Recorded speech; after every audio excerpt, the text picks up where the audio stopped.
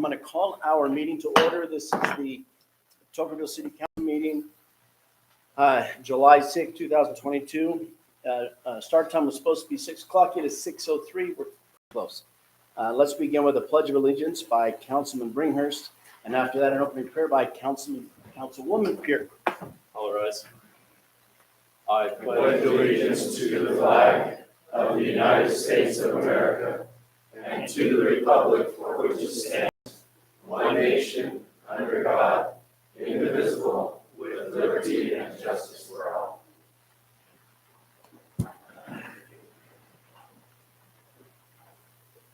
Our dear Heavenly Father, we're thankful for this opportunity we have to live in this great country, to be here tonight, to be able to be citizens of this amazing city, and we're grateful for all that we've been blessed with. We're thankful for the friendships that we've made and for the many acquaintances that we have.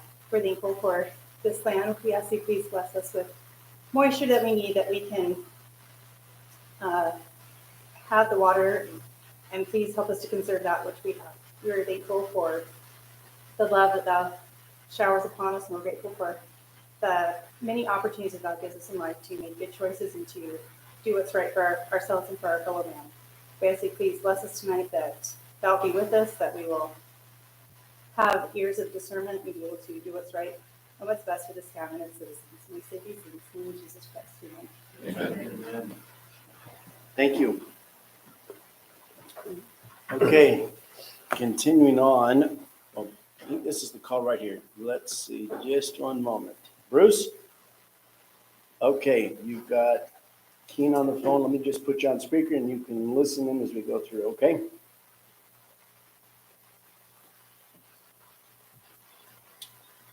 All right, can you hear us okay? I can, yes. Okay, that is Bruce Jenkins. He's our counsel for this. He's the attorney for the city when we have when our primary city attorney has a conflict, and then we have a couple items here today that there is that conflict, so Mr. Jenkins will be advising the city. Okay, let's go forward with on item B, approval of the agenda. We have the agenda that's laid out here. There are a couple of typographical changes, nothing substantive at this point. And then we have disclosures and declarations of conflicts for council members and mayor. Are there any conflicts that need to be disclosed? I have a conflict that business item number 5, nightly rental ordinance. I do have a nightly rental within the city boundaries. Thank you. And I have a disclosure to make as well on the items with Firelight. I have not done any work for Firelight itself, but previously when we were looking at the bypass road, I did some work for the, I don't know if it's a parent company, but a related company in any case. Okay, any others? All right, looking for a motion to approve our agenda as outlined. So moved. We have motion second. All in favor? Aye. Aye. Motion carries unanimously. All right, let's go now to our consent agenda. We have the review and possible approval of the meeting minutes from March 7th, 2022, our special city council meeting of May 4th, city council work meeting of May 18th, city council business meeting of June 1, and city council work meeting, and on June 15, city council business meeting. I think May 4th is the only one that was available, so I move that we go ahead and approve the special city council meeting, the city council work meeting on May 4th. The other ones are not ready yet. Is that correct? Correct. Okay, we have a motion. We have a motion and second. All in favor? Aye. Aye. Motion carries unanimously. Thank you. All right, the next item is our public forum. This is where if anyone in the public would like to speak, this is your opportunity to do so. If you're going to speak about a matter, understand that the city council members cannot respond. We can hear, sometimes we can respond if it's small, but if it's a matter to be voted on today, there cannot be any discussion about it. If you're going to speak, please do so for no more than 3 minutes and state your name and address at the microphone. Anyone like to come forward?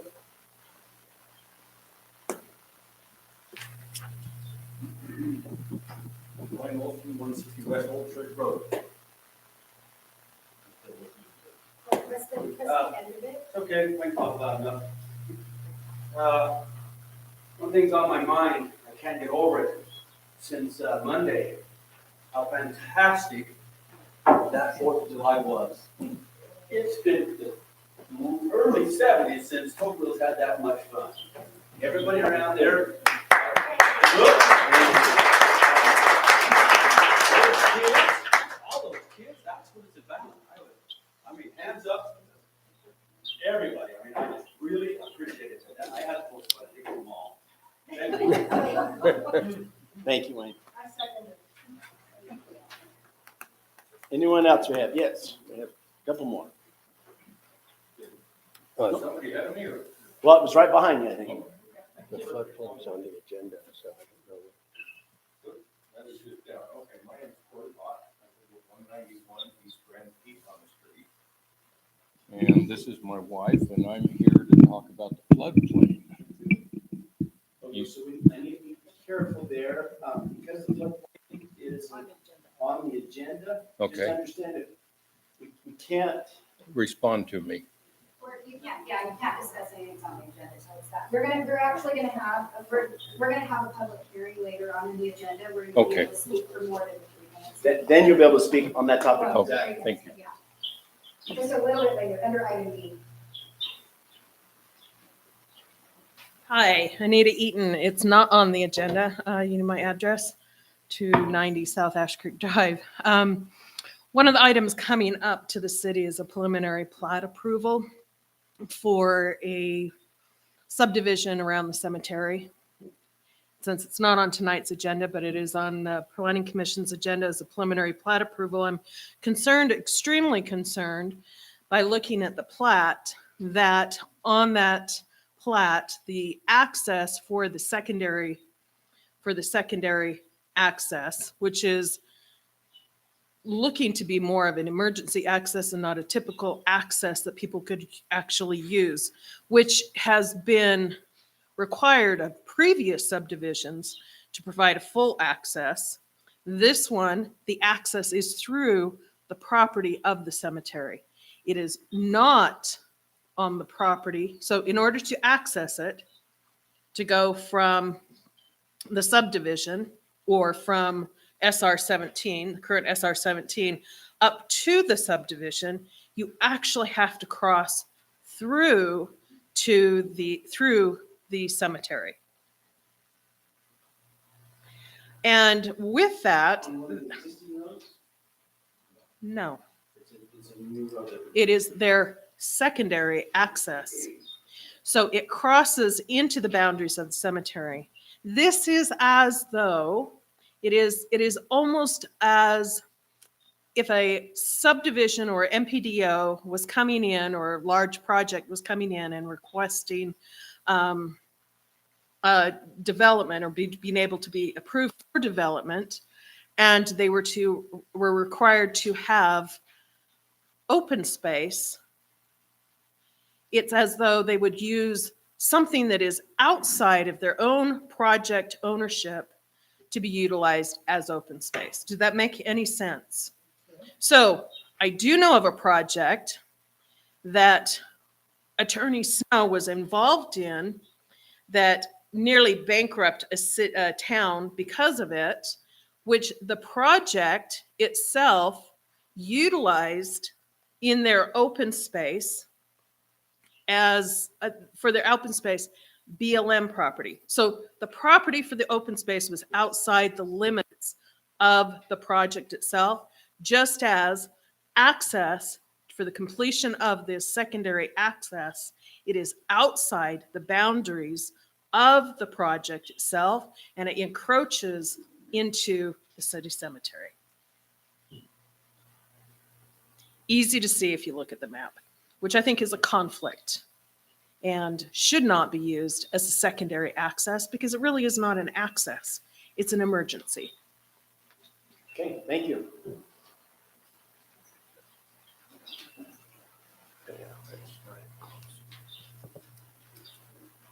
Name is Lynn Williams, 1075 East Ramos in Tokerville. The subject of Nephi's Twist. the city and the developer have a difference of opinion that you're all familiar with down there.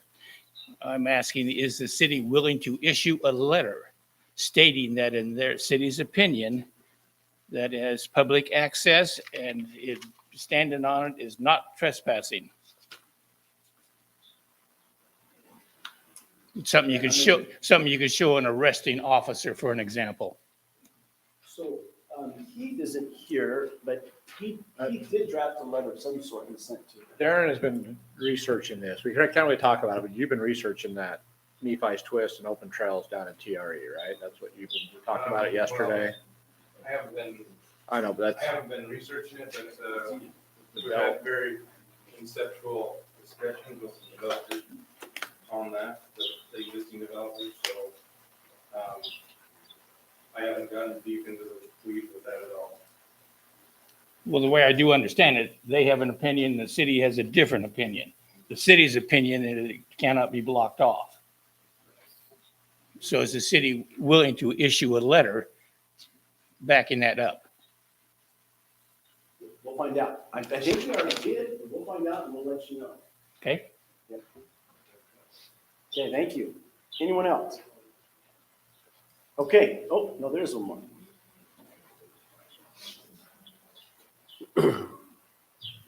My name is Ray Betts. I live at 370 West Shangri-La. I come here every time and I talk about this notebook that we gave to the city council. And last time I offered to even pay the attorney to review it. And I just wanted to know, have you gotten your notebooks that we paid close to $500 for, which discloses information about working with a developer who is less than honest? Is it that you don't want to take my money or to pay to review it? What does it take to get you guys the information as citizens so that you can look at what we found? I mean, what does it take? I don't get it. I don't get it. Here we're trying to do the right thing. I don't know if any of you have seen this, but there's a developer who's not honest. We've got the court cases, we've got everything, and we can't get you these notebooks because the city attorney will not let you look at them. And so this is very frustrating. It makes you feel like somebody's either on the take or the city just doesn't want to come through. They don't want to know these things. So next month, I'll come back again, or next time we have a meeting, and I'll bring this and I'll ask you, have you gotten your copy yet? And I've talked to Afton. I've said, I'll pay you cash. How about if I pay you cash, will you review the book? I mean, I don't know what it takes, but I'm very frustrated. And I kind of feel like as a property owner that pays a lot of property tax, and you can look at that, I feel like we have a right to be represented. And I think this city and the citizens of this city feel like they should be represented instead of a bunch of developers running this city. In addition, we're hearing these stories about these developers paying off members of the city council or giving them money or whatever. And this stuff is not disclosed till maybe months later, at the last minute. I think that's shameful. And I would encourage you that if that's the case, you need to step down. I'm 69 years old, so I'll just say what I think. But this is the truth. Well, let me caution you on that. Okay? Because you're stepping very close to boundaries. You really don't want to step on. Okay, explain those boundaries. I'm not the attorney. Our city attorney is the one that can explain those. Well, to you. no one's talked to me about this yet, so I'm willing to listen. But on the other hand, I do expect to get represented. So I'm willing, I've got the money to represent myself legally, if that's what you want to do. But we want this town to know you're dealing with some dishonest developers. And I don't know what it takes. So Keen, tell me, what does it take? Just what you've done. You made your point. Many It's times. been heard. Many times. Yes, your presumption is that your point has not been heard, and that's not true.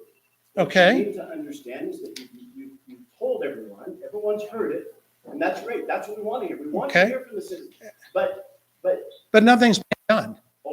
you don't know that's the case. Is I that can true? assure you, much has been done in light of what you have discussed, what you brought forward. Well, I know Just for, because you don't see it doesn't mean no, it's not I know happening. for a fact that very little has been done because people talk. I know very little's been done. So, I mean, I'll argue with you if you want me to do it. No, But bottom line is, if something were done, each one of you would have one of these bugs. Okay? And I've offered to pay for it. And so I don't understand why you can't have one. Is it that you don't want our input? If you don't want our input, just say it. I just said, you've been heard. Multiple times you've been heard. We've Okay. discussed it. We've gone over things. There's a reason why that the information there has to be safeguarded. Have you looked at it? That information, no. I have Okay, not. so you I'm don't know, arguing. you don't know if that information has to be safeguarded because you haven't looked at it. Be careful with what your presumptions. What's You just said happened- you hadn't looked at it. But that doesn't mean I don't know the content, Ray. Okay, well Watch then, your tongue. I'm through. There's a 3 minutes past. Sit down. okay, I cannot believe you come in here with this kind of attitude and jump down the city's throat. You have no idea what's going on behind the scenes. I assure you, Have a you. seat. I Okay. want you to sit down. So you don't want me to be represented? Okay? Sit down or I will call the sheriff right now. Have a seat. Oh, so Ray. you're threatening me now? No, I'm saying have a seat. Okay, thank you. I'll be back next time to ask about the spook again. I don't know why we have to put up with that. Do we have to put up with that? You're the chair of the meeting. If someone is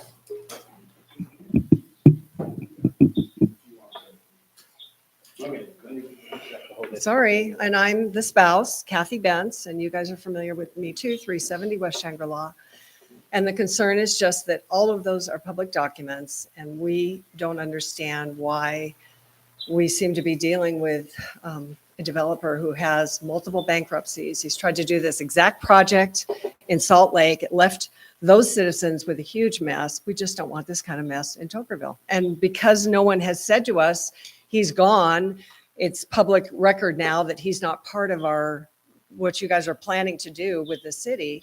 We, of course, are concerned because we don't want to be left holding the bag of millions of dollars, and that's our concern. Thank you. None of us want- Thank you. All right, anyone else want to speak? Okay, let's move on to our next item here. It is the public hearing. Under Utah law, every meeting is a public meeting, but there are portions that are public hearing, which is a little bit different. So we're going to open this up now for a public hearing. This is where the public has the opportunity to step forward and speak on these items. We'll take them one at a time. The first one is the public hearing for public input on ordinance 2022, the RV Park Ordinance, Title 10, Chapter 29, Section 1 of the Tokerville City Code. Does anyone in here would like to speak on that? Please step forward now. Okay, hearing none, we'll go to the next item. Public input is sought on ordinance, a new ordinance for nightly rental. This is where there are some changes to the numbers. It's a nightly rental ordinance, Title 10, Chapter 17, Section 3 of the Tokerville City Code. Anyone like to step forward and speak on the nightly rental ordinance? Yep, Mark Merkling, 152 North Toker Boulevard. So you've added the sections to deal with RV parks and others, and left in there the requirement that an owner has to be present for more than 14 days in a month in order to be able to rent any day in the month. Number one, I don't think that's enforceable. How are you going to keep track of that? You know, browse social media, you're going to have neighbors turn people in. What are you going to do to really enforce that part of the ordinance? And if you've now incorporated this to the RV parks and the others, who's the owner? And that owner needs to be in Tokerville and a resident of Tokerville, and they're 14 days to rent at least 14 to do any rental in that month. So you've now applied it to all those other uses. My recommendation is that you remove the requirement for an owner having to be present for 14 days in order to rent any day in that month. Thank you. We can discuss this, right? Well, this is, oh, okay, that's right, okay. Thank you. Anyone else want to speak on this item? All right, let's go to item number 3. Public input is sought on an ordinance for the floodplain ordinance Title 11, Chapter, I believe that is Chapter 20. It says XX. No, it's not Chapter 20. What is the chapter on that? Does anybody have that on? Yes. Yeah, floodplain ordinance is just the chapter where this is gonna be a new. A new one, that's right, because it's our floodplain ordinance is required by FEMA. Okay, so this will be Title 11, new chapter, the Tocqueville City Code. Anyone who'd like to speak on this item?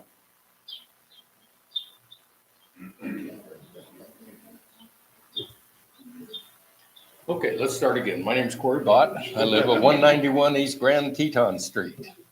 And about 2.5 months ago, I applied for solar panels. And Lance came down. I didn't have a backflow preventer. It was under my driveway, so it was not accessible. So we had this discussion. I dug up my driveway. $6,000 later, I got a backflow preventer, and he said we were good to go on the solar panels. So we've waited and we've waited, and we should have had them in about 2.5 weeks ago. And so today I find out that it's the floodplain and all building permits have been stopped. And I don't know how many building permits there are, but my little solar panels, and I have about as big as your desk of my property that's in the floodplain. My house is not in the floodplain. So I don't know if the acting city attorney could write an exception. This is costly to us, timely to us, because it puts the entire process on hold. If there's anything council can do, we had a discussion outside. I understand this is quite a lengthy process. If this is going to get into months and months, I would hope not. I would just ask that we don't deal with ordinance. I will tell you guys that as me, and updated.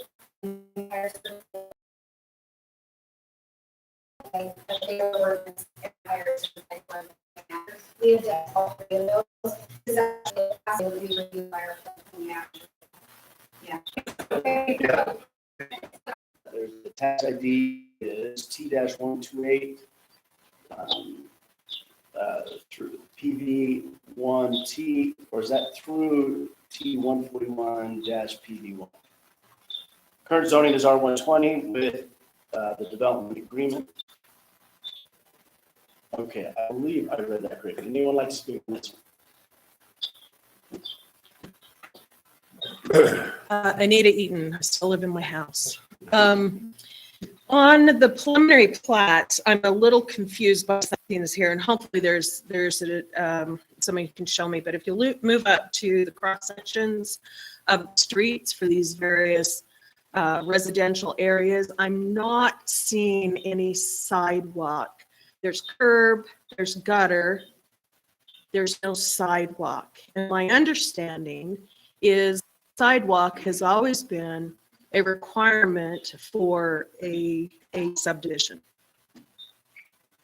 Now, looking at foot traffic in the mornings, there are a lot of people that walk in Tokerville in the early mornings, more so when it's not as hot as it has been at 8 o'clock in the morning. And although they are not necessarily walking on the sidewalks, it becomes a safety hazard when sidewalks don't exist. So if someone can tell me that there are sidewalks here, that would be great. And if there are not sidewalks here, why are there not sidewalks in this subdivision and other properties that could potentially be coming in on this project? Is there not a cross section? I don't know the answer. Is there a cross section on this one? We're good. Do you want me to address that? Yeah, you can speak if you want to speak after you. Okay, the interior has sidewalk on one side, all those streets, and they're private streets, and they're narrower. And all the streets on the exterior, you can see, have either trails or sidewalks on both sides. They'll be half-width development as the project gets done. When the other side of those streets, like, look at the one that says Honey Mesquite, that's getting half-width development at this point. When the other side of the road gets developed, they'll finish that, and they'll put a trail on that side also. But all the circulation roads around the perimeter have trails on both sides, and the interior has sidewalk on one side. So that seems to be contrary to what the standards are, the construction standards are for the city of Tokerville. And the construction standards are that there is a street, there is a curb, there is a sidewalk, curb gutter, sidewalk on both sides, on all new developments, not this. And I not. Does the development agreement allow for modification of that? So inside the MPDO, what you have, you're allowed to do this exact same thing, because there are substandards that are worked out in between the MPDO and the development agreement. to do this. It's the only way you can condense housing from our substandard specs is to have an MPDO. Is the MPDO approved? Is the MPDO approved? Key gateway to go to preliminary MPDO. This is the first. Okay, but the question is the MPDO approved? If the MPDO is not approved, if it is not approved, Heath, MPDO plan approval. It is now asking for preliminary MPDO plan approval. As part of the condition, you have to run the initial phase of the development through a subdivision approval process. So this is the step in order to get the preliminary MPDO approval. And then when this subdivision gets its final plat approval, that will trigger the ability to get the final MPDO approval. Mr. Snow, are you acting as the city attorney right now, or are you acting as the developer's attorney right now? I'm acting as the city's attorney and explaining to you what our ordinance says. You're asking the question. I am asking the question. I'm also asking, So do we need Well- to refer to Bruce or, I mean, it sounds like to me it's just You can read our ordinance. I mean, that's all I'm explaining is Right, what the right. ordinance says, okay? So you're asking, you have the exact same MPDO conceptual master plan on your property too, Anita. that's fine. We don't have a preliminary plat coming forward saying, here, please approve this right now because we only have a sidewalk on one side of the street, yet everything else within the city requires sidewalks on both sides of the street. But the whole concept of an MPDO is that there can be modifications from the city's standards and specifications. There has to be So we're going to see between the preliminary plat and the final plat, miraculously, we're going to see a sidewalk on the other side of the streets. I realize that Sun River only has sidewalks on one side of the street. I think adoption, I think what we're saying is that one is conditioned upon the other, but before we can get to the MPDO, we have to have this one first for us to conceptually see what's on the plan. At the same time, if there is an approval, it has to be conditioned upon the MPDO being adopted, because otherwise it won't. So Mayor, one other question, Scott. 2 minutes also, public hearing. Scott, just for clarification, you said the streets inside the project are private. Excuse me, the roads inside of the project are private. Yes, they're private streets. On the interior. It's a private road, so private roads can do whether, I understand the city doesn't own them at this point. I've been in so many cities where it once was the responsibility of the owner of the project, and next thing you know, the city is now taking over the common area, and so therefore it doesn't fit. Okay, thank you. Anyone else want to speak on this item? Me again. So, being a private street, does Tokerville have to maintain the private street with the water and infrastructure side of it? So anything goes wrong in there, that's their deal. What allows them to be from our standards and specifications. Is there somewhere that says Utilities. that the MPDO supersedes the Tokerville standard? No. It doesn't supersede, it gives them the option. So somewhere in there it says a private development can have what they want? I'm just trying to understand that. Within certain limits. Yes, they can modify some of the provisions of our standards. We don't have to approve it, though. Right. City does. Oh, that's clarification. Yep, thank you. All right, anyone else want to speak on this item? Okay, let's go to our next item, number 5. Public input is sought for the preliminary master plan development overlay for the Firelight development. So this is connected to number 4. Anyone like to speak on this item? No one? Okay, thank you. So I'll declare our public hearing now closed. Now let's go to our regular business items. And for all of our understanding, so we're on the same page. Typically, the first meeting of our month, of any given month, is a work meeting where we don't do a lot of voting. However, there's been suggested made that we can, if we want to proceed with votes during our first meeting, instead of deferring them all for 2 weeks, that we can do that at this point in time. If all the city council members feel they're comfortable with it and we want to go forward, or I should say a majority because it'd be by vote, then we can do so. So if everyone's comfortable with that, we'll proceed under that premise rather than what we've done historically. Mayor, with that conversation, are you going to be asking for votes on each item, or are you going to do what your call procedure would be? I think what we should do is, the vote would be, yes, if we ask them for a vote, it would be either to table it for 2 weeks, or it would be a vote to somehow adopt or reject that. Everyone comfortable with that? Okay, let's go to item number 1, F1. Discussion and ratification of resolution 22.05 outline discharge of fireworks. There was a phone call vote taken on June 30th, 2022. The vote was 3-1. Who has information? After you have information, or was it Daisy? Who conducted the phone call? Daisy conducted. Yeah, there was a resolution from 2020 and one from 2021. And on this one, we had said in meetings we were going to follow the recommendations of the fire department and from that. We coordinated, so we took about the week proceed on that. So then we just we have to put it in the resolution. So we got the dates from, it was after city council when we got the dates from the fire department, from Merle, we talked to him. So when we got the dates from them, we took on both. And this is about the discharge of fireworks. The dates that you can do. Dates and times. So do we need to have a vote here? We already had a vote though, right? So do we need to vote to ratify it? All right, Mayor, I motion that we ratify item F1. We have motion second, all in favor? All right. Motion carries unanimously. Thank you. Let's go to item number F2. Discussion and possible action on an amended final plat application submitted by George and Anita Lindstrom, located in Tokerville Estates, lots 15 and 16. The current zoning is R120. Planning Commission recommended approval with comments. The vote was 5-0. Anyone have any questions about that one? It was an amendment, and I don't know what the reason the amendment So was. what was explained to me, maybe staff can clear this up, is they took the 2 lots, divided them into 1. Yeah, so the applicant's here, and you can see it right up here on the screen. Essentially, they want to build a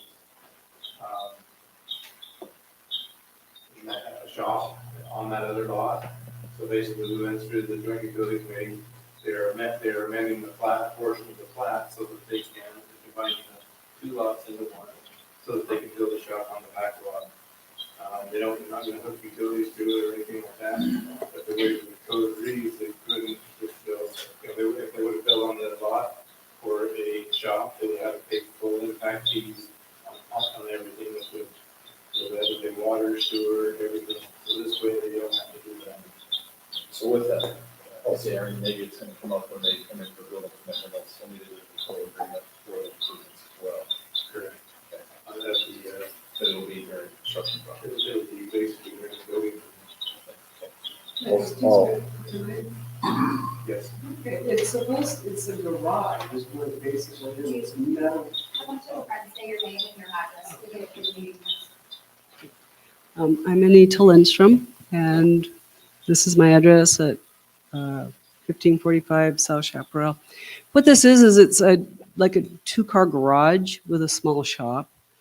But when we had our solar put in, we had enough panels put in to where we could run electricity to it. So to say that there's not going to be any utilities is incorrect, because we will need to have lighting. We still allow that from the primary power of your home to run back to. Oh, okay. And you just have to, get that sized by Rocky Mountain Power. As far as Rocky Mountain Power is okay with that. Okay, all right, thank you. All right, any other questions on it? If not, I'm looking for a vote. Mayor, I motion that we approve item F2. We have a motion and a second. All in favor, say aye. All right. Any opposed? Motion carries unanimously. Okay, thank you all. Now let's go to item F3, discussion and possible action on nightly rental applications submitted by Mark and Laura Merkling, located at 152 North Toker Boulevard. Current zoning is R120. Planning Commission recommended approval with comments. Vote was 5-0. So Mayor, after the comments were shared in the public hearing, one of the things that Joey actually brought up to me is when we worked on our nightly rental ordinance, we were specifically focused in on tying that to residential application. Is that protecting our residential zones and residents that live in our residential zones? Joey, through his research, found that we did not do a great job. We didn't tie it to residential or to commercial. We just left it open. And so, For what? For nightly Nightly rentals. rentals. We wrote that code. The code was intended so that you couldn't, if you moved into a residential neighborhood, you have to do it residential all the way around. That way, if your neighbor right next to you came in and bought that house, he couldn't turn it in, he or she couldn't turn it into commercial use in a nightly rental. So our ordinance was drafted in the form that it was to protect the residential neighborhood. And like the example he brought up, when you broadcast out of residential, commercial, it doesn't make sense. It's got a hole in it, it's pretty big. Doesn't make sense to me. So my understanding was the reason it was, the residential requirement was for people that reside here. They're the ones that can have the nightly rentals. What we were trying to avoid was foreign corporations coming in and owning a bunch of homes. How many they could have, and we limited how often that they were actual residents of Tokyo. Right. And if you take that, Vote is actually up on the next item, so this is kind of a different topic. but he brought that up in the Yeah. public forum Exactly. specifically about his fees, and so maybe this isn't the right place, and we need to wait for the next one, but because he was the one who brought it up, that was there needs to be a conversation about what. Right. And we could do that on the next one. I think, didn't you address that in? It's drafted and Yeah, it's, he has to draft. Okay. Yeah, so let's get this one taken care of, then we'll go to the next one. All right, any other questions or comments on it? Then I'm looking for a vote. Mayor, I motion that we approve item F3, the nightly rental application for the Merklings with comments. We have a motion and a second. All in favor? Aye. Motion, any opposed? Motion carries. Next item, number 4, discussion and possible action on an ordinance, the RV park ordinance. Planning Commission recommended approval with comments, 5-0. This is Title 10, Chapter 29, Section 1.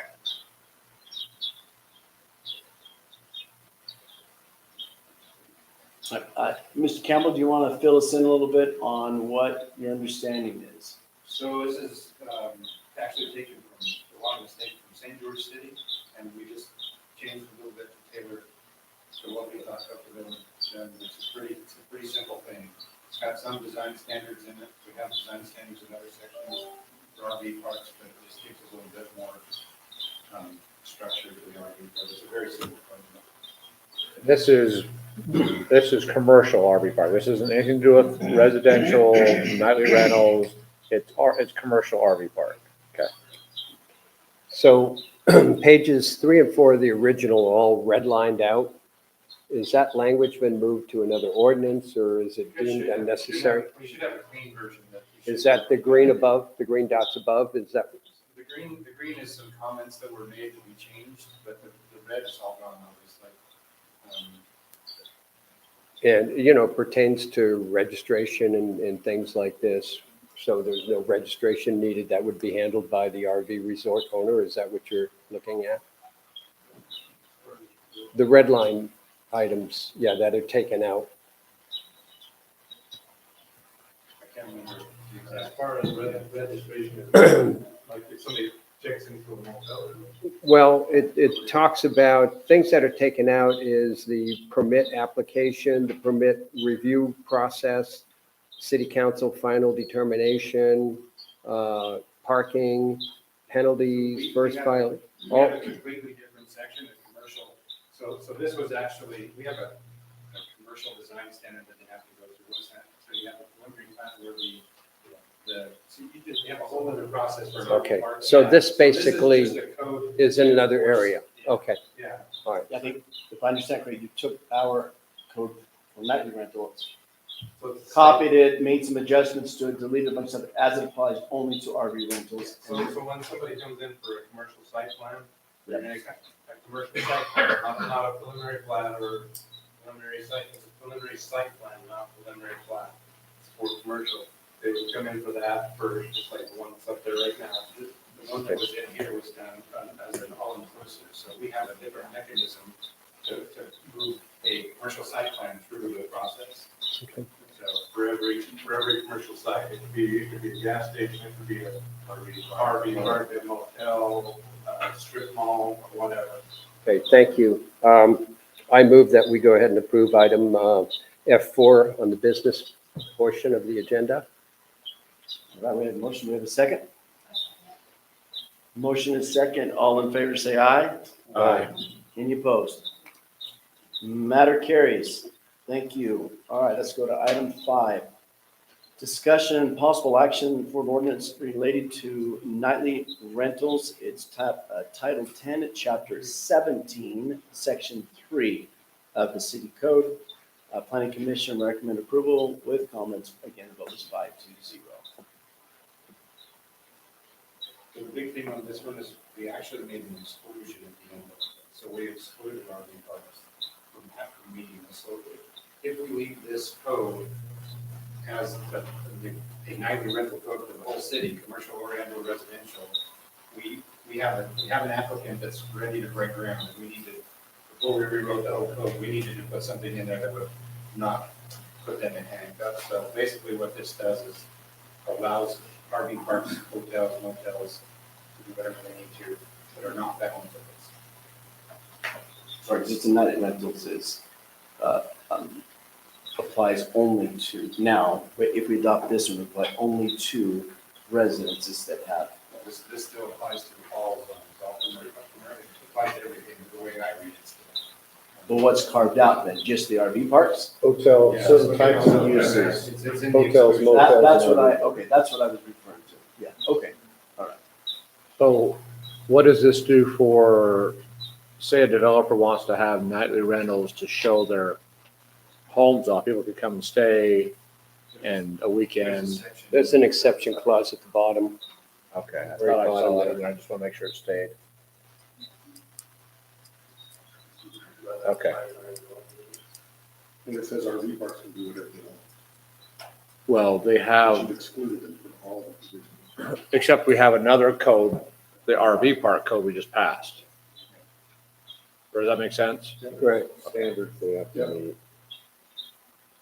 So then the questions that Mr. Merklin had before during public hearing, how were they resolved?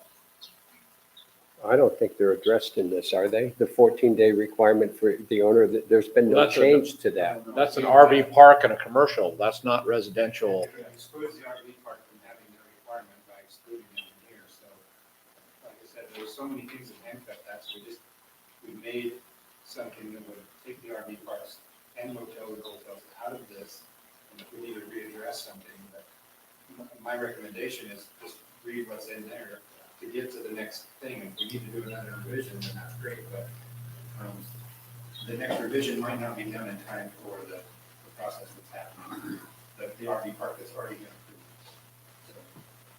So maybe is this something we need to spend 2 weeks on? So, yeah, you can if you want, you got. There's no- Yeah, I mean, that's something we ought to, well, table for 2 weeks. What the What's that mayor was about? saying earlier about the idea of having foreign entities come in and owning Homes.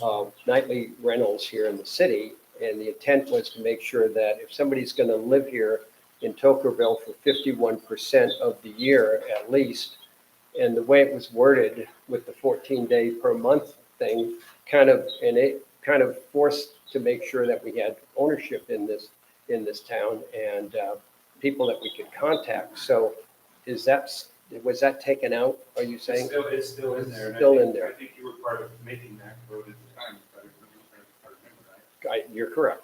So, I mean, it's. And And like he was saying, I don't know if that is actually enforceable, because I think once they have residency, they're considered a resident. I don't know if we can. And that's I don't why- know if we can regulate how many days a person who is a resident of this city has to spend inside this city. I don't think we can. Well, when it was That- built that's in, up for when it was built discussion, into the But ordinance, I don't think we can. you know, so how do we, I don't think you can say how many days. I think if they're a resident, they're a resident. Is that a primary residency or is that secondary That's for home? discussion, But Okay. I'm just saying, I don't think you can tie it, like, let's say, I don't think you can tie it to a number of days that somebody has to spend at home. They like to travel. they don't Right. like to well, travel. what was happening is we had people that were living in Canada for half the month and then, and renting out their property in Tokerville, and it was not monitored.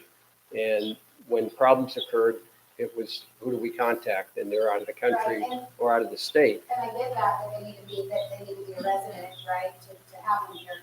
I'm just saying, I don't know if you can tie it to a certain number of days that a person needs to be in Tokerville, Yeah. to be in town. I don't think we can say you have to be sleeping at your house in Tokerville 13 days out of the month to rent that out.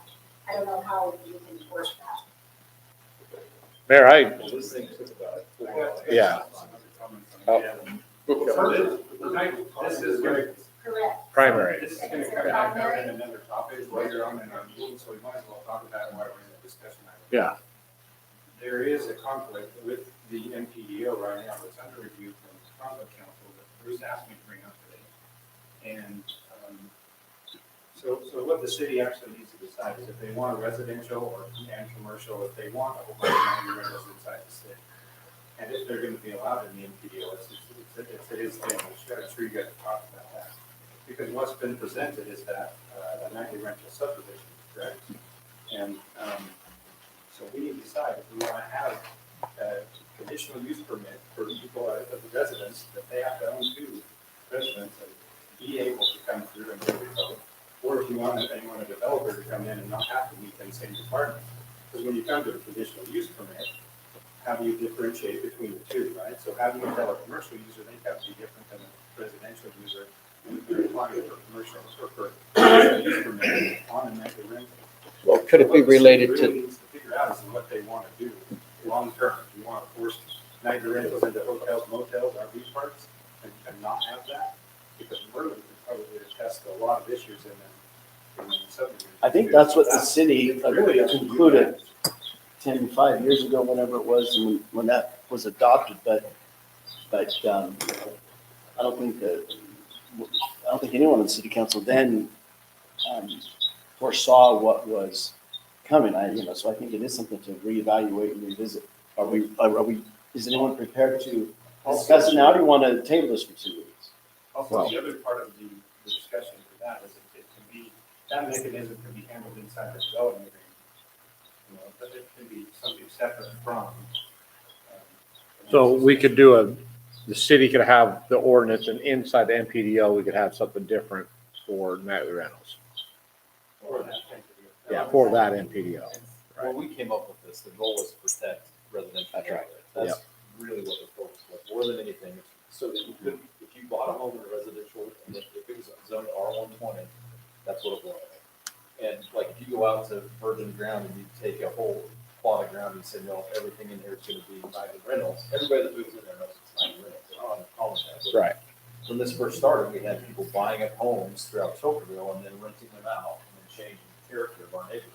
And that was, directly why this was written as it was. We probably should revisit it for sure, and we should make sure everybody's on the same page and that we want to protect those residential neighborhoods like we were trying to. I uploaded into your SharePoint a copy of Virgin's, I named it wrong, I named it Leads, but Virgin's short-term, they call it their STR ordinance, short-term residential ordinance. And they dealt with the very same thing in trying to deal with how to protect the infill of existing subdivisions and neighborhoods versus allowing, if an entire new development were to come in and it was going to dictate that short-term rentals were allowed in their governing documents, can they do that? And they created two different scenarios whereby that could happen. I suggest you guys might want to look at that. It was modeled after Washington City, decided to do that. Santa Clara has gone to allowing that. And St. George City, by zoning, you can overlay zone. When you come in for a subdivision permit, you have to say, this is all going to be, and usually like Washington City, their requirement is that all the nightly rentals within a subdivision have to be done by the same property management company, so that there's a single point of contact if there's ever any problems in that entire area. It makes it much easier for code enforcement, things like that, if there's nuisance problems and stuff like that. I move that we table this item and take a look at the Virgin draft that was sent in, compare it, and take into consideration the comments that were made by Joey. 2 weeks later, we'll come back to it. That's what we're mentioning. I'm also going to make a comment too. I would agree that the legality of setting a fixed time frame for residency in order to be able to use your land is probably not constitutional. I also question, and I've told the council this before, under the Equal Protection Clause of the Utah and the U.S. Constitution, I don't know that we can, if a non-resident owns property in Tokerville and they want to use it, they have the right to the same use that the residents of the city have. And so to discriminate because they don't have actual residency here, I think would run afoul of the Equal Protection Clause of the Constitution. Yeah, we can limit it to like we have in here, but to say that you have to be a resident, I've always questioned that about this ordinance. And then when we added 14 days, so you have to live here half the time of the month too. Residency is determined by where you live and your intent to return. So if you travel, if your mail comes here, but you go far, you're a traveler, but you always intend to return here. As an attorney, Mayor, you can appreciate what residency is from a legal sense. It's well defined, but but there are different rules. The IRS has their rules for residency, and each state has their own rule of residency. Could you do primary residency if it was in Tokerville, or would that still be against, if their primary residence was Tokerville, it doesn't matter how long they were here, that's their primary And my residence? problem is that to say that you have to be a resident in order to get a short-term, nightly rental permit, I think runs afoul of the protection clause of the Constitution. Which class is it discriminating against?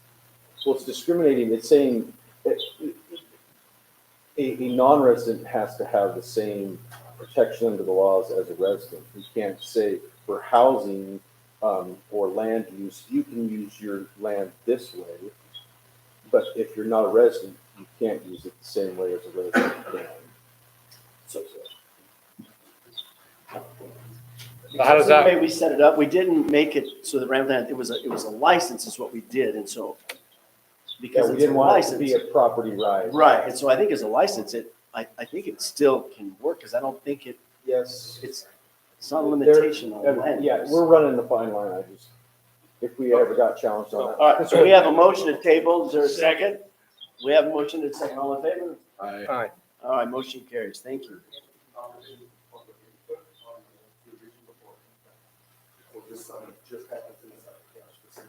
No, if there's gonna be revisions further revisions, to amend our ordinance, it requires a public hearing at the planning commission level.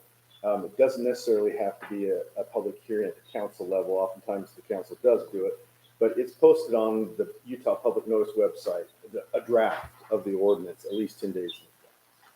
So we just had the public input earlier. Yeah, so we need- this version had been posted, and for 10 days, we just took public comment if anyone wanted to tonight. If we're gonna go back and make substantial revisions, we're gonna have to post the new draft and take it through the process. Okay, let's go to next item, number 6, discussion and possible action on an ordinance for the floodplain. Planning Commission recommended approval 5-0.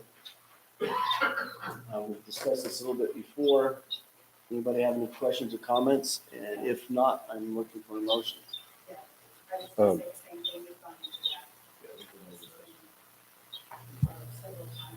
And for those that may not be aware, we had an issue come up about 6 months ago where a property was in the floodplain.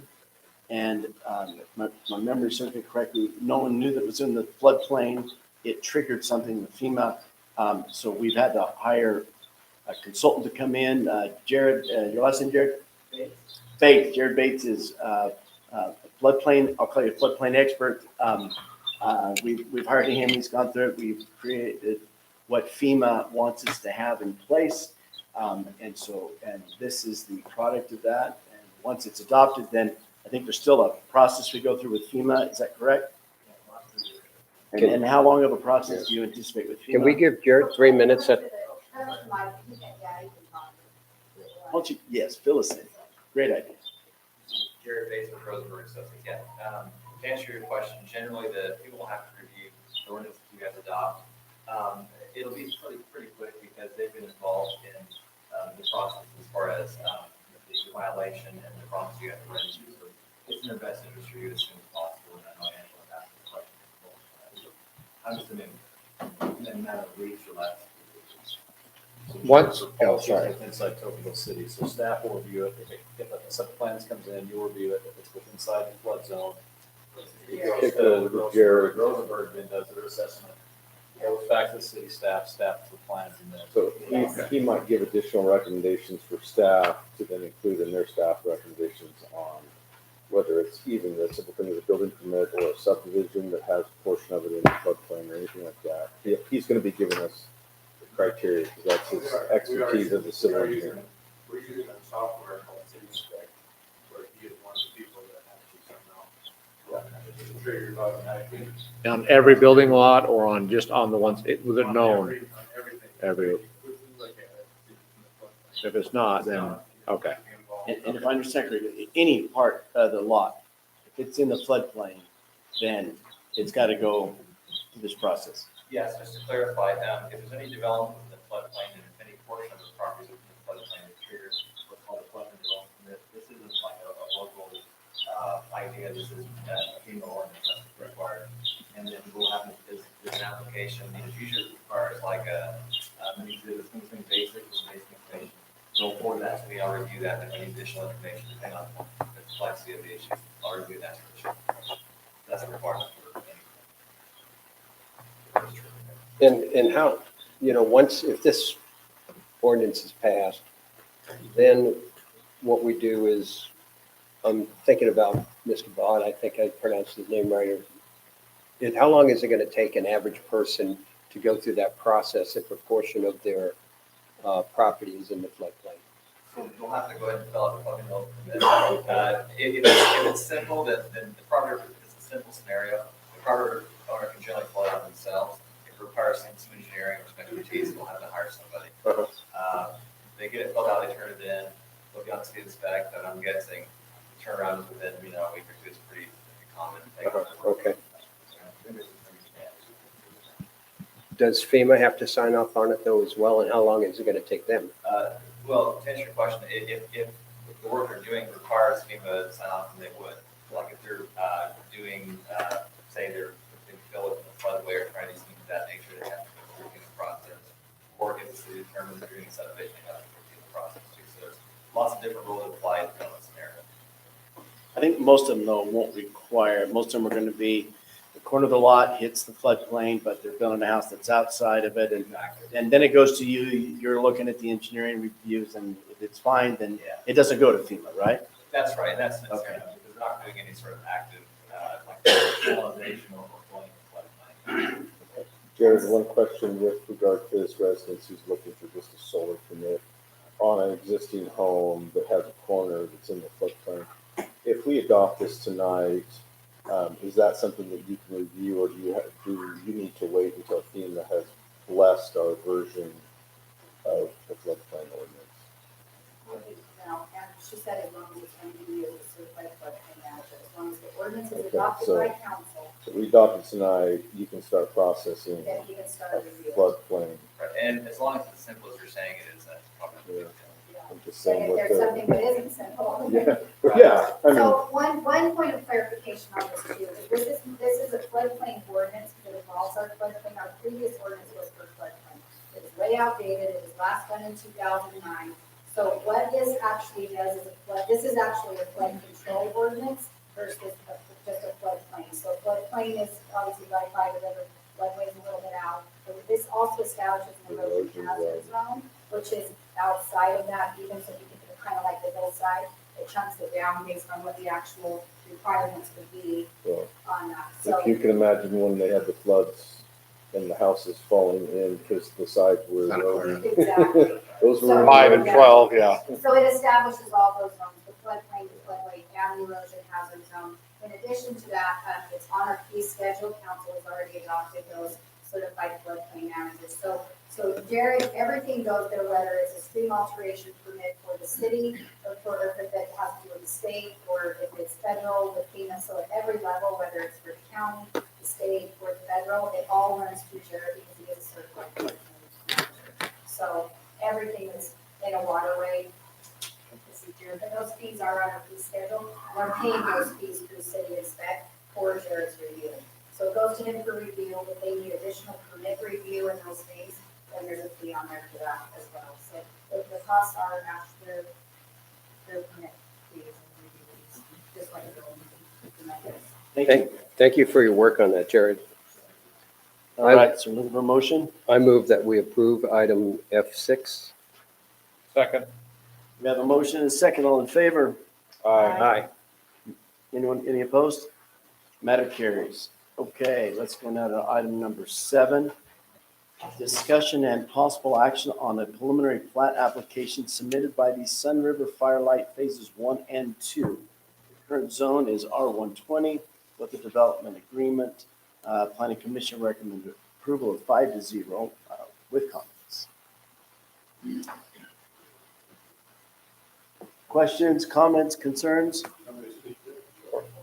Yes. So what you really have to do when you're looking at this preliminary plat is you have to look at the development agreement for the conceptual and PDO.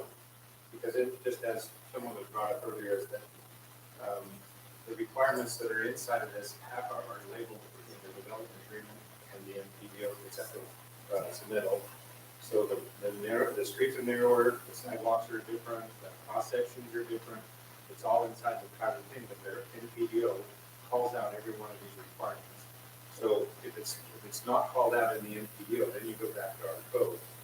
So that it takes a lot of crossing back and forth and going back and forth between the NPDO document and our code to make sure this fits the requirements.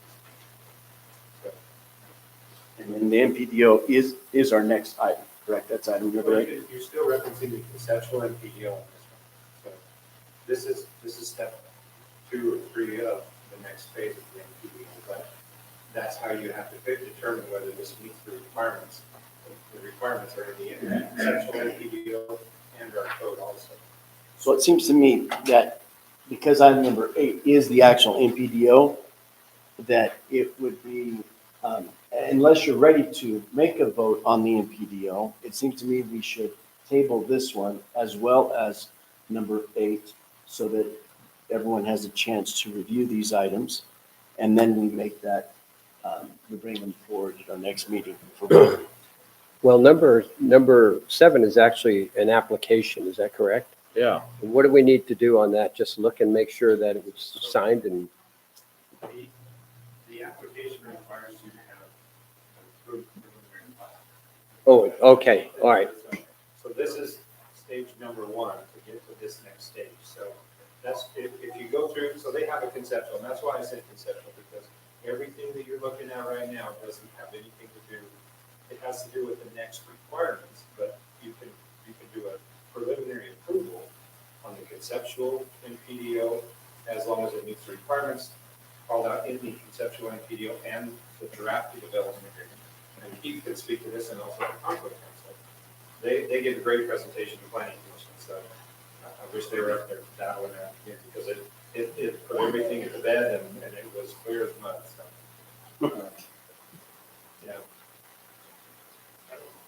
Bruce, anything to say about Yeah. Bruce? Yeah, you could definitely have Bruce. Bruce, are you there? I am here, yes. And do you have something to contribute to that? Let me sit back with it and explain how I see this MPDO process, there's a conceptual, three steps, conceptual, preliminary, final. Conceptual approval to the entire 1,700 acres has already been given. Preliminary is a bit odd, and final is a bit odd in land use context, because it essentially, and I use the term getting pregnant, maybe that's not as politically acceptable as he's saying, the plane is leaving the taxi runway and taking off. Your ordinance requires for someone to get final zoning approval that they get pregnant with the first phase of the project. Not that they just get zoning approval, but they actually have a phase that goes through preliminary plat approval and then final plat approval, so that the final plat is approved concurrent with the final MPDO approval. So again, we have three stages: conceptual, preliminary, final. The preliminary stage really is best viewed, in my opinion, as a preliminary plat map approval stage. There are most of the requirements for the preliminary stage are simply those for a preliminary plat. There's a few additional requirements that the development agreement would defer and require that those become a part of the final plat approval. But in short, you'd need to, if you believe that this preliminary plat meets the requirements of the conceptual MPDO, then you could approve the plat preliminarily, satisfy the public hearing requirements of it, and then be prepared to approve a final plat when you concurrently then, if that's the case, are prepared to approve the final MPDO. Did that help? So let me ask this way. Certainly it helps. I don't mean to laugh at you, Bruce. I'm laughing with you. I think. But anyway, so are you saying that the city could approve the preliminary plat, but make it conditioned upon the approval of the MPDO at a later date? Yes. And is that what you recommend they do? Because yes. Okay. All right. Well, then that answers the question. So I guess we don't need to wait for one to the other. In fact, the preference would be. Number 8 is a preliminary master plan, Not a final match. That's a, So- so they're both preliminary. you gotta, so your approval would be upon a preliminary approval. Right. That's exactly what the plan commission. Yeah. So if we approve the one, we approve the other one, basically. No. No, You would approve- this preliminary plan upon approval Of the preliminary MPDO, right. Preliminary approval of the preliminary. Preliminary. Let's call it. So if we approve this preliminary, I'm kind of skipping down to 8 because this is tied together. If we approve 8, Can we go back and look at the nightly rentals in that preliminary MPDO? Because say we don't want to have 500 nightly rentals. so they're kind of two separate things. Exactly. So if you guys think this meets the I know. requirements, you would just simply say. Okay, 7's good. If we like 7. You would make the motion on the, if the preliminary MPDO doesn't get approved, this falls away. Right? So you're just gonna make your motion. If that's what you feel, it meets the requirements. And that's what Bruce is saying. So that's how the planning commission did it, is we made a motion that the preliminary plat was approved on condition that the preliminary MPDO would be approved. If the preliminary MPDO does not get approved, then this approval just falls to naught. Okay. Everybody, Yeah, I think. are you comfortable to, well, go ahead. I Sorry. think you need to look at it in pieces. Look at this as simply any other preliminary plat coming through for approval. You have the preliminary plat approval, then you have the final plat approval. And in the interim, once you've approved the preliminary plat, then a developer knows exactly the size of their lots, where their roads need to go, and any amenities or, public dedications, easements that need to be reserved. And then that developer can go and develop a complete set of construction drawings with all the details like sidewalks, curb to gutter, and those types of things. And we run that past all of the utility providers, Obviously, Ash Creek looks at it, Rocky Mountain Power looks at it, they approve all these things, and then you come in for a final plat. And once that final plat is approved, that is the trigger that only then can a final NPDO approval, once you've taken the first phase of the development all the way through the subdivision approval process, does the zoning portion of it become finalized. So right now, today, we're here for preliminary plat approval on the first two phases of this development. And then the next step is they're asking for preliminary NPDO or zoning approval, which is the second step. Why we have a three-step process, I don't know.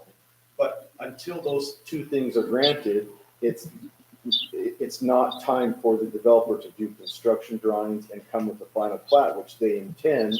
They're working on it in anticipation, but the intent would be, we've got to jump these two, you've got to go through these two steps before you can actually get to the final plat.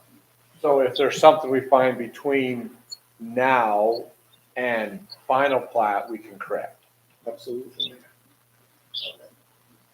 That's why I said that you need to look at the conceptual NPDO Right. and our code. If this meets them requirements. And I think a point to a prior question was, in that conceptual NPDO plan, I believe it was about 20 pages long. There were a couple pages that were actual cross sections of roads on narrower roads. There was lists of different standards for certain areas of this development, like the active adult community portion of it, which was to look more like Sun River. Those things have been approved conceptually, and they've now drawn a preliminary plat based on those conceptual approvals. Now we need to look at it in the context of, okay, giving it a preliminary plat approval and giving NPDO zoning preliminary approval as well. So what I'm reading is Bruce, says hold on. preliminary plat application. Yeah, they're applying for preliminary. Yeah, I mean, Okay. we probably haven't seen as many subdivisions come through the city as you might see in a bigger city, but yeah, every subdivision has to go through a two-step preliminary plat approval, which, like I said, that fixes the number of lots, the size of those lots, the location of those lots, the location of the roads. Access issues, any sort of easements are dealt with kind of at a preliminary level. And then once that's approved, the developer knows, okay, now I can go out and draw all the construction plans for this. And once I do that, then I'll go and get final plat approval on it. Bruce, you were going to say something? Yes, I was going to maybe reiterate what Heath was saying, and when I said this is a little bit different than typical zoning processes. The case is that an NPDO zone approval, the NPDO zone requires the concurrent application for and processing of subdivision approval items, including the preliminary and final plat. So to not confuse people, hopefully, what this is doing is taking those two processes, as he explained. We have the zoning issues, but you can't get final NPDO zone approval unless you've also gone through concurrently the subdivision issues of the preliminary plat and final plat, so that when you come to get a final NPDO zone approval, you have at that same time an approved final plat, and you are pregnant, not just have the right to get pregnant, that the zone will give you, you are actually pregnant with a development project that has gone through the subdivision approval. So you're going through those two processes concurrently, and this first part is preliminary plat approval under the subdivision requirements and the NPDO, because the NPDO marries those two, and the NPDO zone requirement. Okay, so let me ask this then. Staff, are you guys all comfortable with item 7? You feel like it meets the requirements and everybody's comfortable with 7? Yes, and we've been to probably Sidewalk, these 6 are or good. 7 meetings with all of these with them to hash this out. Okay, so then I think we're looking for a motion on item 7. Well, let me just clarify though before the vote. It meets all the requirements agreement allows 3 or 4 requirements to be deferred to the final plat process, because those 3 or 4 requirements, as he was just explaining, are more of the engineering stuff that you typically do for the final plat, and the development agreement will require those deferrals to be completed before there is ever a final plat approval. So with those approved deferrals, which will be a part of any development agreement, I would feel comfortable also in saying that it meets the requirements of the MPDO zone. He's talking about the MPDO, not the preliminary plat. Correct. Okay, so Paul, okay. back to my question, if we approve this, we can make some alterations between now and final plat. The zoning. Yes, right. Zoning and, Yeah, we have a draft development agreement that is very Right. far along in the Exactly. process. Yeah. But if there needs to be modifications, because it is a zoning concept that is finalized by a development agreement. Right. Recorded, and it binds future property owners, successors, it binds the city, and yeah. Okay, so if there are no other comments or questions, I'm looking for a motion. All right, we have motions. Is there a second? Item 7, pending approval of the master plan development, preliminary master plan development. Is that what Attorney Jenkins is mentioning? So it'd be with approval of the preliminary master plan development overlay. You have a second? I make the suggestion that it also be subject to the recommendations of staff. Yes. There's a list of 5 of them Mhm. in the packet. Agreed? All right, that is the motion. You got that, Daisy? Okay. You have a second? I'll second it. Okay, we have a motion and a second. All in favor? Aye. Aye. Any opposed? All right, motion carries. Let's go to item 8. Discussion and possible action on a preliminary master plan development overlay, the NPDO, submitted by Sun River Firelight. Again, the planning commission recommended approval with comments, and the vote was 5-0. I have, that document is 50 pages long. It is. And I've And it's got, not easy reading. No, No it's offense not. to anybody that may have drafted it. we got 2 attorneys that have worked diligently along with the developers in putting this thing together, and it's a fantastic document. And I know that they've worked with the planning commission as well, reviewing this document. But after I've gone through 50 pages of it, I have questions. Now, if you want to go through my questions tonight, we'll all be here till midnight. Because Let me make a suggestion. What this process contemplates is to apply for and obtain an MPDO preliminary approval, you have to submit certain things. One is a preliminary plat or the first phase. You have to submit a copy of a proposed development agreement, and you have to submit a set of governing documents or CC&Rs for your development, if you're going to have it. Plus, there is a list of some other things that have been submitted. This is a draft of it. The development agreement, having it approved and signed, is a condition of final MPDO, not preliminary. The fact of the matter is that you have to confirm, and staff has confirmed, they've actually read it and looked at it and been part of meetings where different terms in the development agreement have been discussed, explained, revised a third or fourth time. And it's just to show you that this is happening, the requirement of what you have to have submitted to. What I think the ordinance contemplates is that everything isn't left to the end, that this preliminary stage is when you've got to start showing the city, here's what the anticipated development agreement is going to look like. Here's what our anticipated governing documents are going to look like, our CC&R. That we're going to have an owner community association, and we might have sub-associations for the different components within the community, like the active adult. Those things, the city needs to see that we're moving forward to that in order to step the developer to the next process, which is the final approval. So I would not expect this well, I know this development agreement, I gave a different version, or I have a different version to give to Bruce Jenkins, something that the planning commission can look at specifically at their next meeting. To go through that in detail now, I think there probably should be a workshop where we can sit down and you can ask That's every my question recommendation. and I can explain.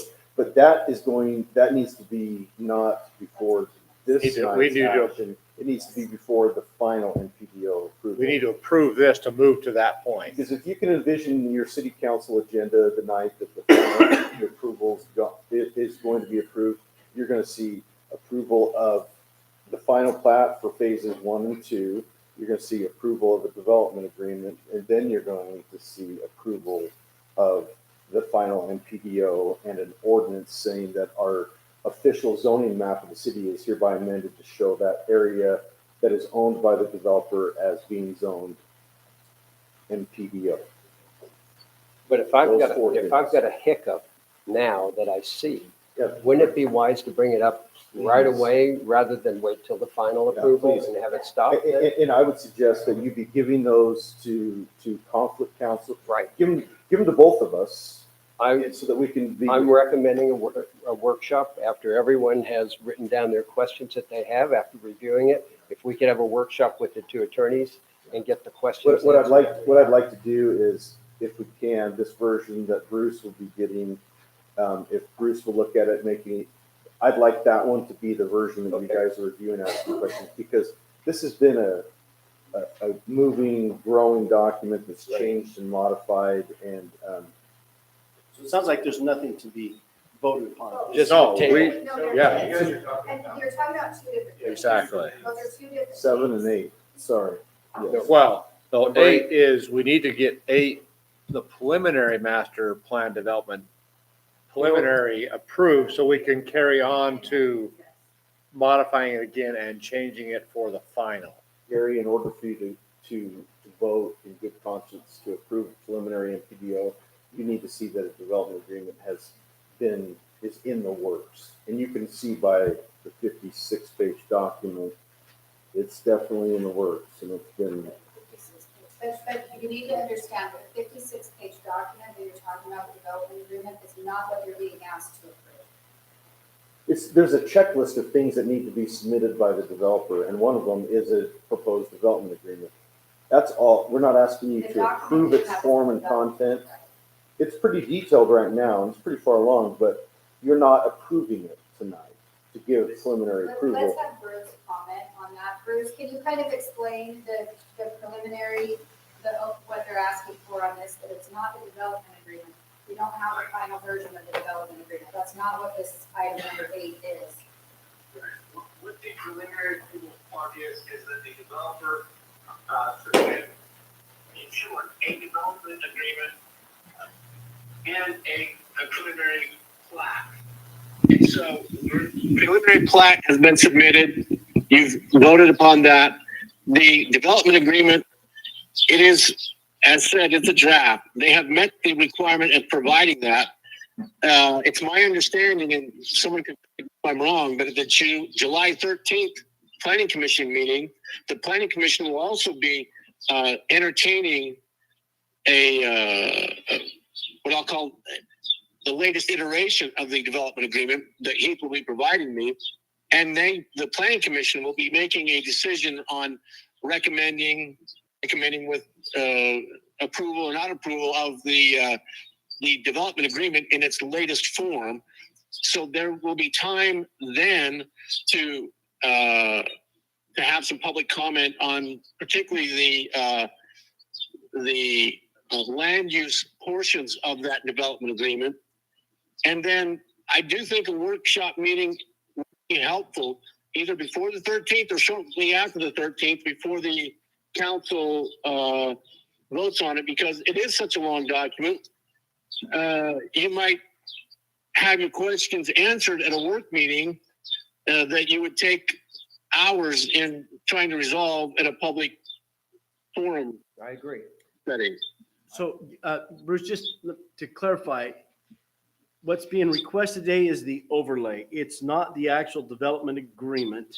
We're just talking about the overlay in concept only. Is that correct? The preliminary stage of the overlay, yes. Okay. Have they checked off the box? They made the submittals they need to get a preliminary MPDO zone approval. I believe they have. That's what you're asking to be voting upon tonight is, have they checked off those boxes to get preliminary? Final will come later. And again, it's not to the actual verbiage in the proposed development agreement, but just for this overlay, right? It's the check-in of one of the box items that we get to the actual verbiage of the development agreement at a later date. Is that right? That is right. Okay, so the motion there is just, So I guess there's some better explaining too. So the preliminary MPDO is actually only like 9 things in here. So in the motion that was made at planning commission, we deferred item G through the rest of the preliminary code because that's what that Bruce was talking about earlier. Because it asked for like where the doors are going to be, where the sidewalk, right? Like it asked for all this great detail in the preliminary stage. So we deferred them to the final. So when you guys really, what you're looking at is that much verbiage right here for a preliminary MPDO. yeah, and I think that's what's created the confusion is, and our backup documents show the whole thing. What And it says in here is a draft development agreement. yeah, Right, so that's all we're talking about. Has everybody seen the draft development agreement, a draft of it? Yeah, so the draft is in your Dropbox, so if you go through the requirements of 1019 or 1015C-9, you got like 12 things to look at, and that's it. okay, so with that, There are some other things that Bruce asked me to bring up too, and this was the count on the ERU, because now you have duly, dueling development agreements, right? right. And this is a question actually for Pete, and it's to do with ERUs. So Bruce came up with commercial ERUs because you guys used the number 2.6, and 2.6 is used something in multiple locations, right? So Bruce came up with a way that he wanted to pull the commercial ERUs out of this. So me and Bruce talked a little bit. This is something that needs to go into the development agreement, not into this, preliminary yeah. deal. But so the main thing is there's issues with the MPDO itself, but it's all going to be resolved into that thing. You just need to look at that code and say, does it meet the requirements of that code? Okay. Any questions, comments? So this document does not need to be signed where the signature portions are? Okay. Just like we don't have to have, I submitted to Conflict Council a set of governing documents for the Firelight community. It's their master CCNRs, they're probably 100 pages long. He has to look at it, and all that, because the city doesn't get involved in enforcing private CCNRs, but they want to look to make sure things like, it doesn't say you can have houses that are 45 feet tall when we have a requirement that you can only build a house 35 feet tall. So, but that's one of the things that had to be submitted. So this developer has put a lot of work into the legal things to meet these checklist items so that you guys know you can move it to its final stage. And that's all that we can, that's what I'm trying to say to you is I wouldn't even, because I know there's another iteration that comes from, I think, 2 or 3 sets of meetings that's Bruce will be getting tomorrow, and he may have some twists on it, like what Joey is saying, subtracting out some of the ERU for commercial, based on commercial use. I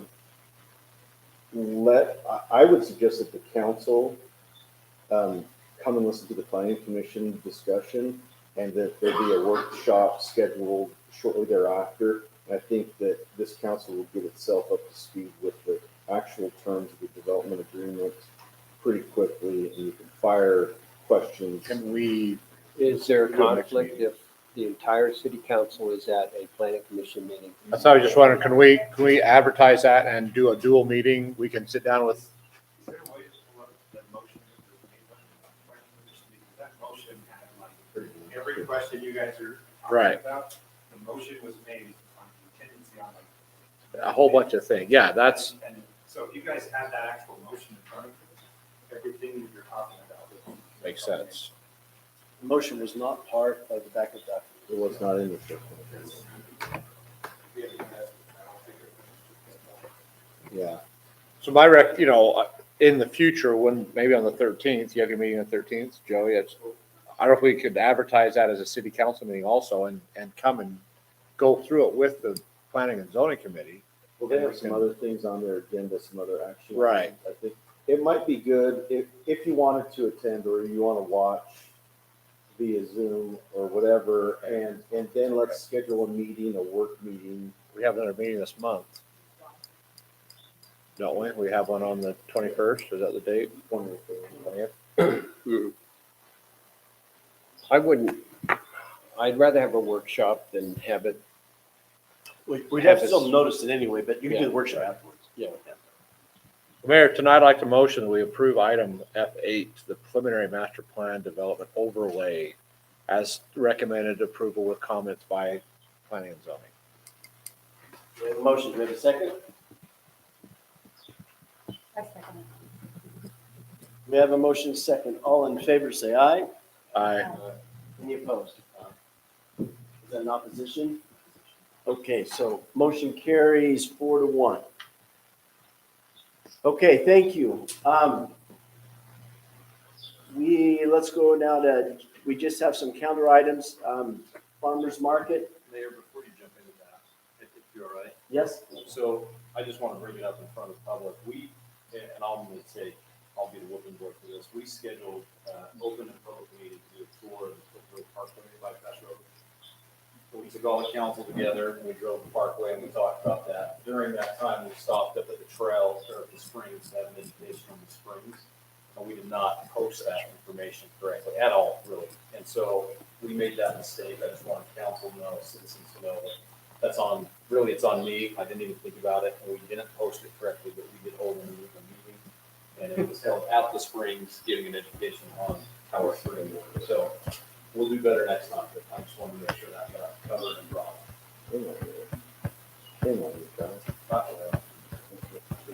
You're taking the hit for everybody I'll else. take it. Yeah, nothing was voted on. No decision. no action, but Exactly, should- no act, but yes, we should have done it differently. Correct policy, we had no issue with driving the parkway and answering questions and working through that.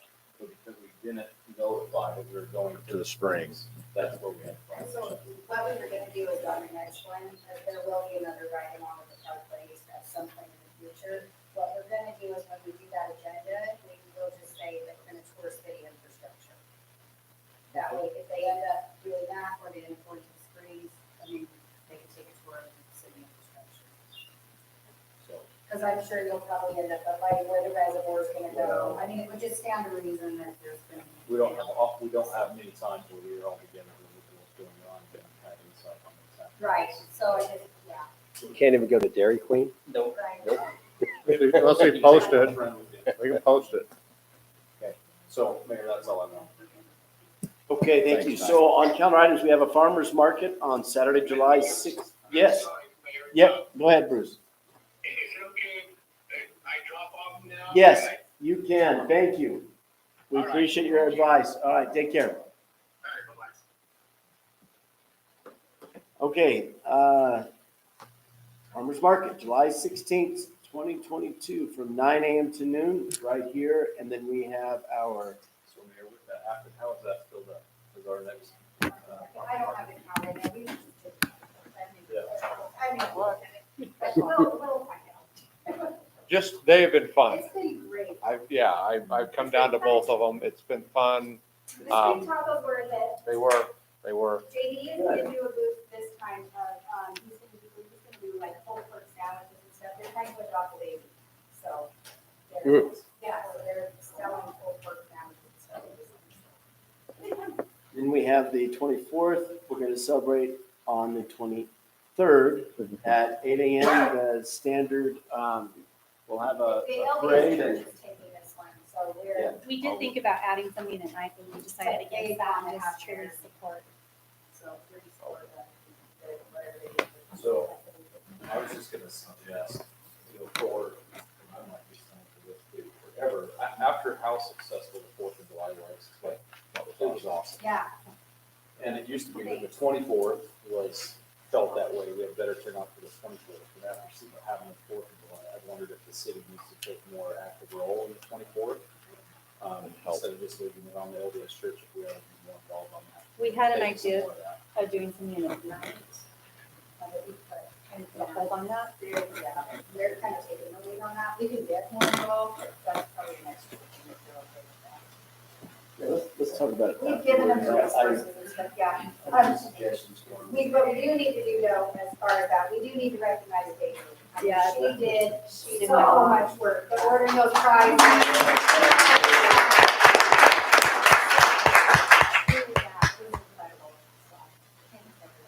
Okay, do we have any reason? to Greg's go- got his hand up in the back. Yes. Mayor, I don't know if you're getting ready to close the meeting, but Mr. Lincoln Stupa, this is entitled business meeting.